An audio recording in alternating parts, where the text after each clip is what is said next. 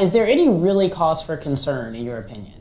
In my opinion, yes, absolutely. I mean, the health of Kevin Durant is paramount because everybody keeps looking at the fact that it's just Kevin Durant. I don't look at it that way. I look at the fact that Harrison Barnes and Andrew Bogut departed from Golden State to facilitate making making the necessary moves to acquire Kevin Durant. Well, guess what? Without Kevin Durant, you're not just without Kevin Durant. You're also without Harrison Barnes and Andrew Bogut, two individuals that helped guide you to two consecutive Western Conference Finals appearances. We know it's about the Splash Brothers, Steph Curry and Klay Thompson. We know what Draymond Green and Andre Iguodala means to this team, but we cannot negate the importance of the rim protector that was Andrew Bogut and the defender that was Harrison Barnes. That team gelled pretty nicely. Harrison Barnes couldn't hit the backside of an ocean offensively in the finals, but he still defended. And Andrew Bogut, had he not gone down and had Draymond Green not gotten suspended for Game 5, I am here to tell you, I believe firmly that the Golden State Warriors would be standing here today as the reigning two-time defending NBA champions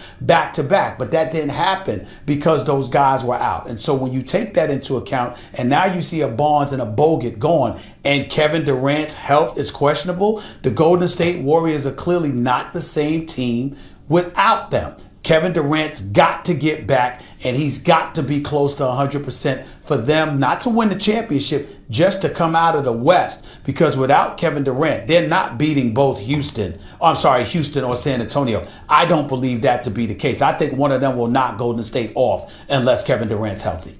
Okay, so I want to move to the NFL, but before I do, quickly, are you surprised that they are doing so poorly without Kevin Durant?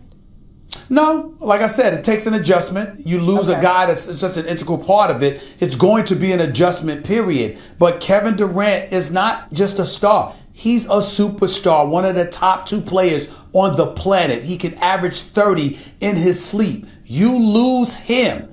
That is a devastating blow. You need to get him back. Otherwise, you're going to fall. All right, NFL, shall we? Cowboys running back Zeke Elliott, I saw you talking about this earlier on First Take, still under scrutiny from the NFL for possible violations for conduct policy. Over this, on the weekend, there was this video, if we could show it, please. He pulled down a woman's top during a St. Patrick's Day parade in Dallas. It looked as if they were having some fun and he helped her along here. I don't know what that circumstance was, but do you see Zeke, his behavior specifically, as a possible problem for the Cowboys? Yes, I do. First of all, I think it was something that was very, very stupid of him to do.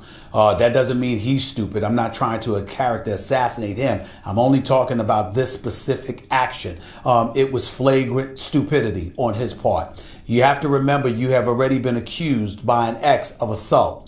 Yes, the police investigated it. That case was dropped. The NFL investigated it, supposedly had dropped it, then came back and said, no, we're still going to investigate this further.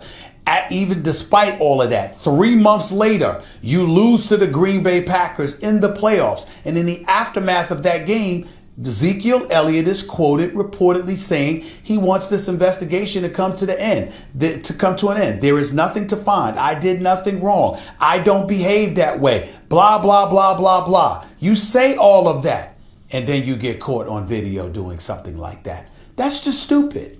It's just stupid. You're in the middle of being investigated, and you play for the Dallas Cowboys, and you're an elite football player in the National Football League for America's team, which is the Dallas Cowboys. Not that they deserve to be the America's team, because we all know they've been a model of ineptitude for the most part for the vast majority of the last 22 years. But the point is, they're the Cowboys. You have all that attention, all that spotlight. And with the advent of social media and beyond and the age that we're living in, you would do something like that in public during a St. Patrick's Day parade when chances are everybody is videoing you because you're a Dallas Cowboy in an elevated position during a parade where they could put their cameras on you. What kind of stupidity do you not understand about that if you're Ezekiel Elliott? Makes no sense whatsoever. It was stupid. And as a result, the Dallas Cowboys have themselves a problem, not just because he's an elite player and one of the preeminent faces of their franchise, but they also have a problem because if you can be that dumb to make that kind of mistake, what else are you capable of? That's what critics and cynics are going to ask when it comes to you. You've got to know better. And I don't want to hear that he's 21 years of age. He is not a child. We have got to get to a point where we stop talking about folks at age 21 like they're children. You're smart enough to get your money. You're smart enough to position yourself to get your money. You're old enough to drink. You're old enough to represent your country if you had to go to war, for crying out loud. But you're not old enough to know better, that you got to conduct yourself with some level of decorum. That is nonsense, and it's inexcusable, and somebody needs to tell him before he really goes out there and get himself in trouble. And by the way, I'm going to remind y'all, he's still being investigated by the National Football League. How does this help him? Yeah, let's go back to what you said. Somebody needs to tell him. Do you expect the Cowboys to punish him, not necessarily the NFL? Well, I don't expect anything from the Cowboys. The Cowboys are concerned with being in the news, stealing headlines, being relevant from a marketing standpoint. We just see the individuals that get themselves in trouble. Everybody talks about their talent and what they're going to do because they were en route to a 13-3 season. What are the Cowboys going to do? What were my words, Curry? I said, are you sure they're going to be eligible to play? The Randy Gregory's of the world and others. Why? Right. Because what can go wrong does go wrong with this team. So I don't expect anything from the Cowboys. I would hope that Jerry Jones would sit them down and have a conversation. I would hope that he would find them. But at the end of the day, do I expect them to do anything? Hell no. The NFL, entirely different matter, because Roger Goodell can easily point to this as conduct detrimental to the brand, the shield of the NFL, and it might warrant a fine and a meeting to have a discussion so you can avoid putting yourself in these positions. But he has a wonderful family, by all accounts, a wonderful support base. They really need to sit down and remind Ezekiel Elliott what a special young man he is and what a special young man he can be. You just got to evade the nonsense. Yeah, all jokes aside, that's a true statement there. Stephen A., it's good to know that you still love the Cowboys as much as you do. Things haven't changed a little bit. I appreciate you for joining us here on SportsCenter. Coast to coast, stay warm out there, my friend. I'm all right. Thanks a lot. All right. Y'all going to San Antonio. Y'all scared to go to San Antonio. And I'm going to ask you, why y'all forfeit the game? I ain't never been one to be scared of anything, so I don't really know if, being scared of another team is, the right choice of words. We said we're going to rest this game, and then it's like, oh, man, LaMarcus and Kawhi out. We can definitely go win that, for sure. Nah, we're going to rest like we said we were going to do. All right, Brian Windhorst joining us now. Scared is a loaded word. No one wants to admit to being scared, especially not an NBA player. But Brian, should they be deeply worried at the current state of affairs there in Oakland? First off, David, I'm scared of that mentalist. Maybe you could guess Oprah. Maybe you could guess Jesus. You're not guessing Vontaze Burfict, okay? I don't know what the hell that was. I'm actually pretty impressed that Draymond didn't go crazy on Isaiah Thomas. He did it out of respect there, because there's one guy in the NBA who I would not describe as scared. That's Draymond Green. The man is not scared of anything because he kicks grown men in the groin over and over with no fear of repercussion. That's number one. The Warriors actually have a really good week shaping up for them, David. They have 3 games coming up this week at home against Eastern Conference teams that are under 500 on long road trips. I think this is a get-well week for them. I've been waiting for Steph Curry to break out of his slump. I can see it happening as early as tonight against the 76ers. And also, if you look ahead at the Spurs schedule, the Spurs have a packed schedule in April. They have 5 games in 7 days at one point.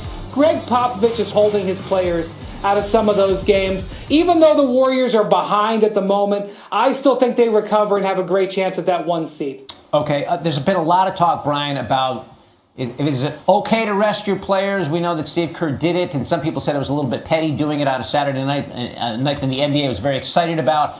You say the arguments are a little backwards. How so?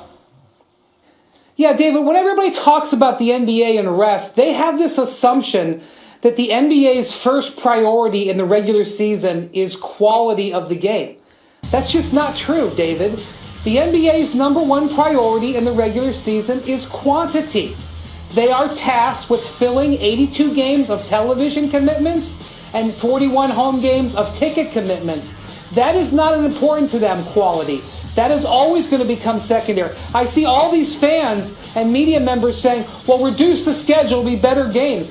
What makes you think that the NBA's first priority is better games? That's a mistake that you have to recognize. In the regular season, in the postseason, we're talking about something totally different. But the NBA is on this. They realize it's an issue, David. They're extending the schedule next year. My guess is when they look at major television games next year, they will look to give teams off the day before, but it takes time to fix this. They know it's a problem. Yeah, the networks sign these contracts years ahead of time. They're not happy when guys skip out on big games like this, but it's baked in already. It's in the contract. All right, you talked to the league about Andre Iguodala, who was fined $10 grand for those controversial remarks after Friday's game, remarks about resting. How did the league look at that? Yeah, they actually said it was a pretty easy call. He went over the line. He made comments that they deemed inappropriate, and they fined him for it. It was a light fine by NBA standards. $10,000 by NBA standards is really below average. Most fines for inappropriate comments are $25,000.